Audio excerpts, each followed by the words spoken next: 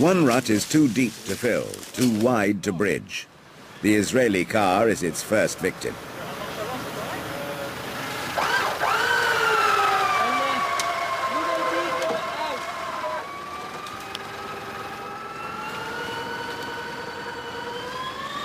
Even with the trail cleared, the jungle swallows cars and their drivers whole.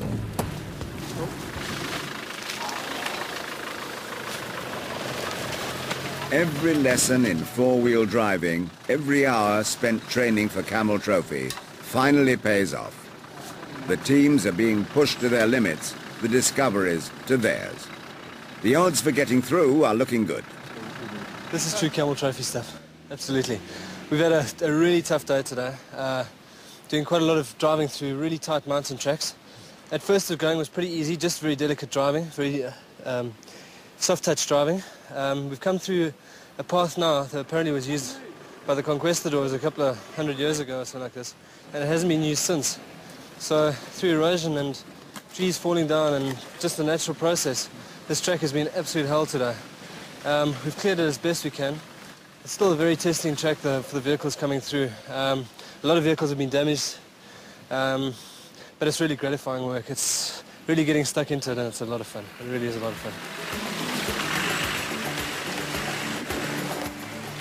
450 years after Cortez, the modern adventurers escape from Spanish trap. For a day, they have been caught in its grip. The reward is Lake Izabal, where the fishermen had bet against seeing the convoy. To them, the impossible had just been achieved. Guatemala seems never-ending, up the entire length of its long eastern borders, where roads are rare and where bandits roam. The convoy has 500 miles of motoring before crossing back to Belize.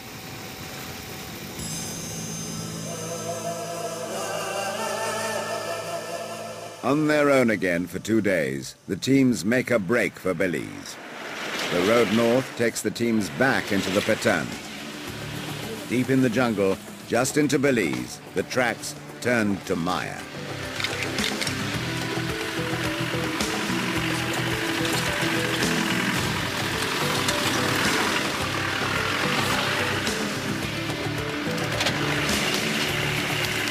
In 3 weeks on the road, the teams have almost forgotten the living hell of the special tasks back at Lamanai.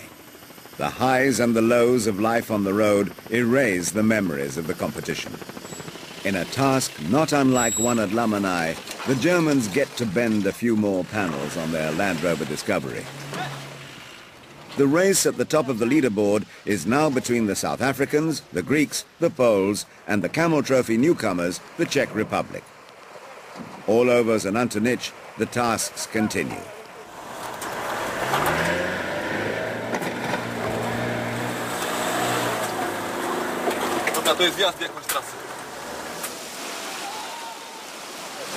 The finale is a battle of brawn. Only the strongest team will win.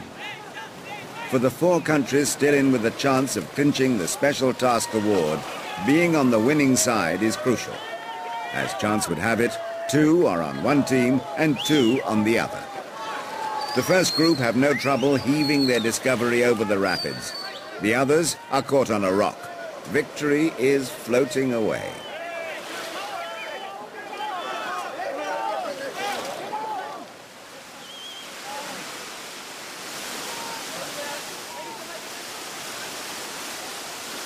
Finally, the second vehicle springs free, only to get caught up with the first, which has sunk in 10 feet of water.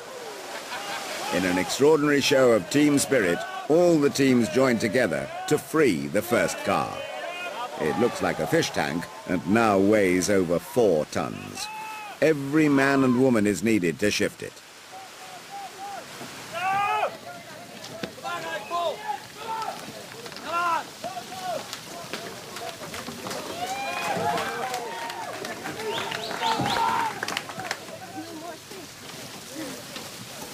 The leading team get their Discovery to within inches of the finish line and leave it there, instead rushing back to help the other group dislodge their stricken Discovery. It's a dead heat. Both teams score equal points. We're glad it's all over, but it's been tough. But on the other hand, it's a shame it's all over, because we're all going to be going back to our own countries. I don't know if we'll be seeing any more of us, of each other's, and I don't know, it's sad in a way that it's all over. The winners of the Camel Trophy Mundamaya 1995 is the team from the Czech Republic. That really is an amazing double for the Czech Republic. That is their first time on the event. They've come straight in and they are overall winners. Zdeněk Němec, Marek Machedl.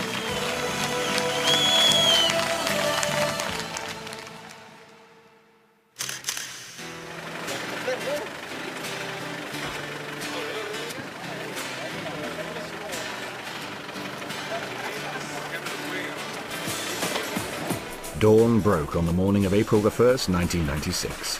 Tension mounted. The 20 teams and support crews made the final preparations to the 38 Land Rover Discoveries and Defender 110s before embarking on the historic 1,850-kilometer journey through the heartland of southern Borneo. Let's go straight to the action.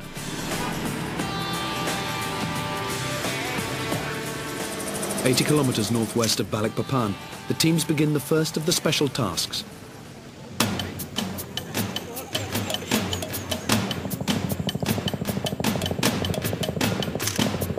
These are the competitive elements of Camel Trophy, each designed to test the participants' stamina, mental ability, navigation and 4x4 driving skills.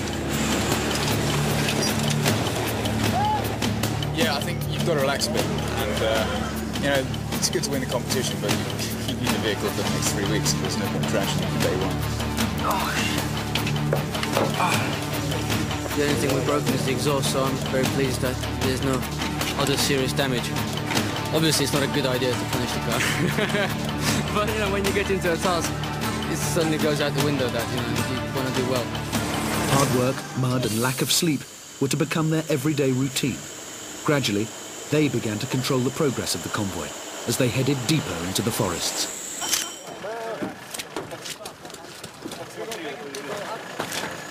How does it look on the other side? The first major river crossing was a big test. Muhur Balusu over the Sungai Jalal. Event coordinator Mark Day gave advice to the teams. Why don't we just winch it backwards? We're going to build this road this side with sand track. We're going to build the road over there with sand track. We'll be able to drive straight on and straight off, okay?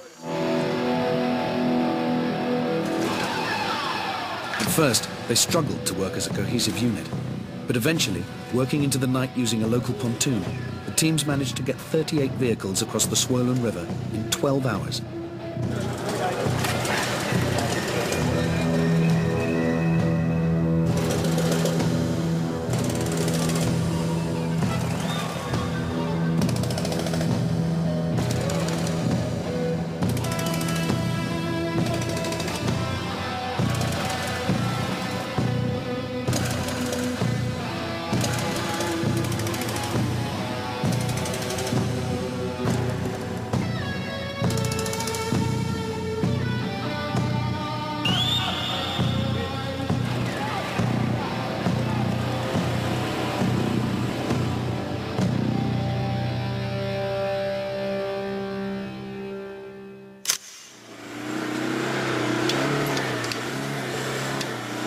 Startled locals, who hadn't seen vehicles for a long time, gazed in wonder at the convoy.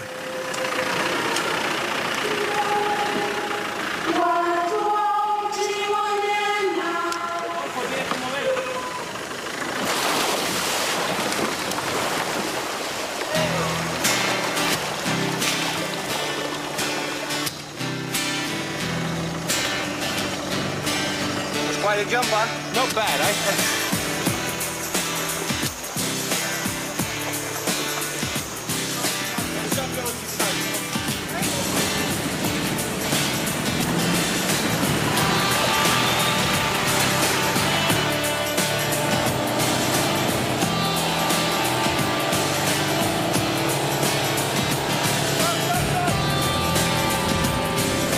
We press line a little bridge and we cross over.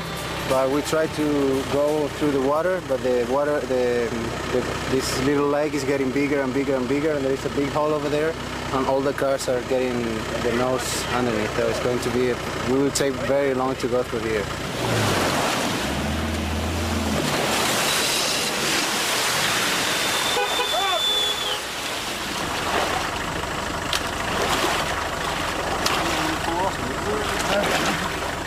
Driving, winching and snatching their vehicles over obstacles, the convoy endeavoured to push on to their final destination.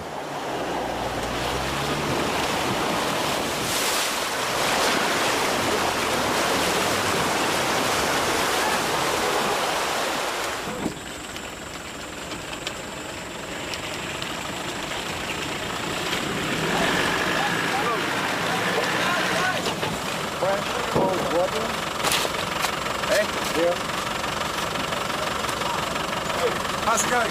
Ah, just top. Couldn't be better. Nice little swimming pool to wade our way through. Yeah, how'd you get through? The experience gained over the past few weeks could be seen by the slick manoeuvre of the UK car through another river. The teams were still cheerful, but aware that they were falling behind schedule. Rolling, rolling, rolling, keep the convoy going. Rolling, rolling, rolling, go on.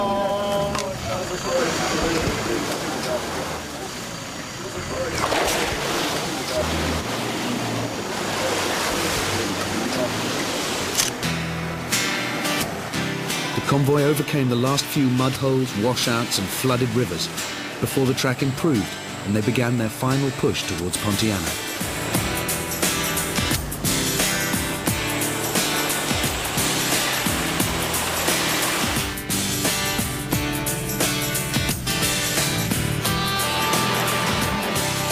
After 20 days, tiredness was really taking its toll, and the German and Japanese vehicles went over on their sides. I think we were too fast and we didn't see the curve, and we just fell over.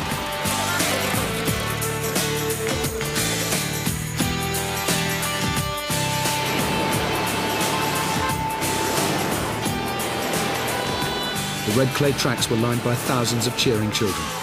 Families gathered in fascinated groups to view the bizarre spectacle. The convoy passed under the shadow of Gunung Batudaya, a 2,000-foot-high volcanic limestone plug which rose dramatically from the flat landscape. A significant moment. It meant they were getting close to their destination.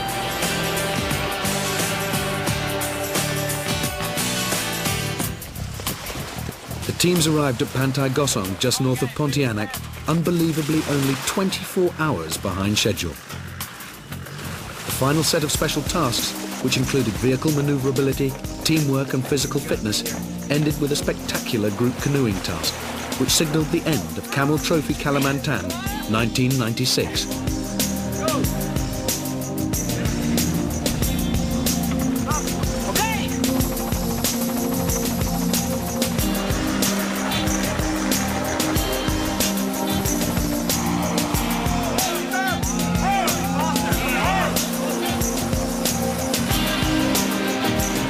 It was a remarkable event. They had overcome all kinds of obstacles in all types of weather conditions and had made it across Kalimantan.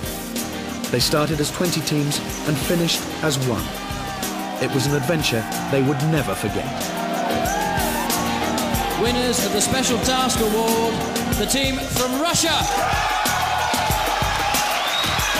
Winners of this year's Team Spirit Award, voted by everybody on the convoy, is the team from South Africa.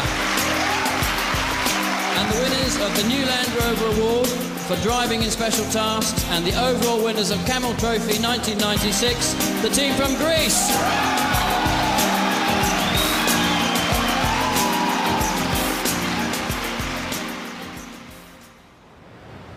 Mongolia is a vast landlocked country, 3 times the size of France. The route took the competitors from the capital, Ulaanbaatar, up to the border with Siberia and down into the Gobi Desert, before returning via Karakoram, a journey of 2,500 kilometers.